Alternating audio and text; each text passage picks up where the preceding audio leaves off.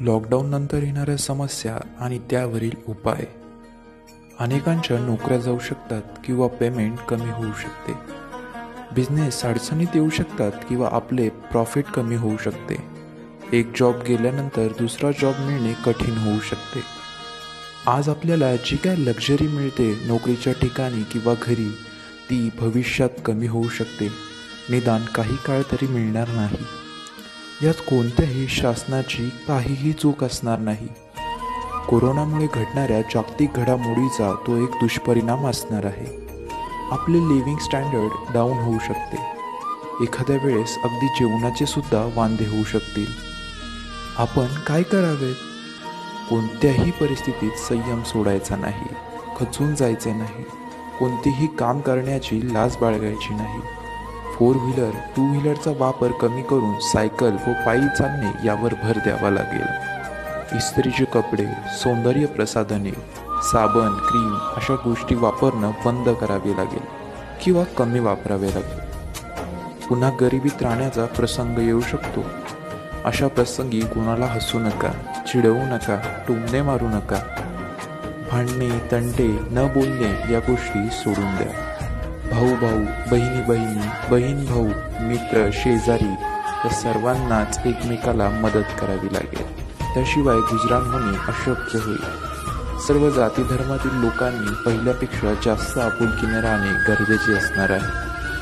लग्न, मुंज 10वे 14वे अतिशय साधेपणाने करावे लागतील किंवा कुठलेही तत्सम कार्य मोठेपणात न करता साधेपणाने करावे लागेल. वास्तव स्वीकारावे लागेल. अनेक गोष्टी फक्त घरच्या घरी कराव्या लागतील. विजेचा वापर अत्यंत काटकसरीने करावाच लागेल. घरापासून 2 ते 3 किलोमीटरपर्यंतच्या कामाला जाण्यासाठी कुठल्याही पेट्रोल डिझेलच्या वाहनाचा वापर टाळावा लागेल, म्हणजे तो करणे परवडणारे नसेल. कुठलीही नवीन खरेदी जवळजवळ बंदच करावी लागेल. शेतीचे महत्त्व वाढेल असे वाटते, त्यामुळे शेती शक्यतो विकू नये. जे कपडे लत्ते पूर्वी आपण सर्रास फेकून देत होतो, आता तसे करता येणार नाही.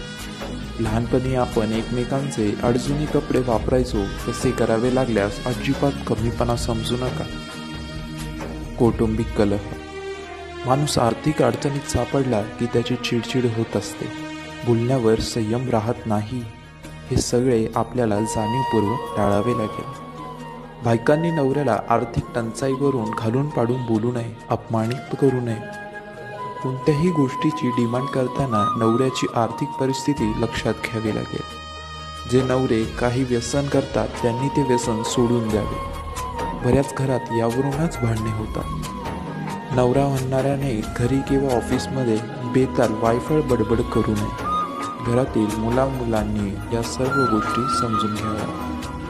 शाळांनी विद्यार्थ्यांना खर्चिक प्रोजेक्ट देऊ नये. चहा करणे, भाजी चिरणे, कणिक टिमणे, कप बशा विसरणे, झाडाझूड करणे, फरशी पुसणे, दुखत असल्यास आईवडिलांचे पाय दाबून देणे असे प्रोजेक्ट द्यावेत. ही गोष्ट हसण्यावर नेण्याची नाही. प्रत्येकाने आपले नातेसंबंध जपावेत, त्यामुळे जगणे सुसह्य होते. स्त्री पुरुषांनी ब्युटी पार्लरच्या सेवेचा लाभ घेणे टाळावे. शारीरिक सौंदर्यापेक्षा वैचारिक सौंदर्य कसे वाढेल याकडे लक्ष द्यावे.